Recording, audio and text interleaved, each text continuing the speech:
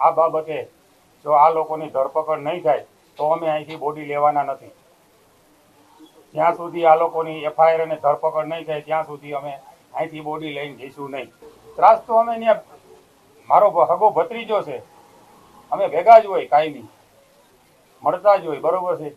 અવારનવાર એને કામ હોય તો મને ફોન કરતો, હું એને ફોન કરતો. શુક્રવારે સાંજના 6:30 વાગ્યા સુધી અમે સાંજે સાથે જ હતા. પણ આ લોકોએ જે કાવતરા કર્યા છે, બરોબર છે, આ છોકરીમાં ફસાવીને અને એને જે કાંઈ ષડયંત્ર ગોઠવી અને આને આ બળાત્કારના કેસ સુધી પહોંચાડ્યો છે, એ આમાં અનુરીતસિંહ અને રાજદીપનો જાત છે. અને આવા નવા એક નહીં, રીબડામાં જૂનો ઇતિહાસ ખોલો, બરોબર છે. આવા અમારા એક દરબારના છોકરાને આવી રીતે મારીને અમારી ઉપર એને લાંછન લગાડ્યું હતું. આના પછી એક વિપુલ છગનભાઈ ખૂંટનો છોકરાને આવી રીતે ઝેરી દવા પાઈ અને એને આ રીતનું ષડયંત્ર કરેલું છે. આ ફોરેન્સિક પીએમ કરાવવું જ છે અમારે. અને જ્યાં સુધી અમને ન્યાય નહીં મળે ત્યાં સુધી અમે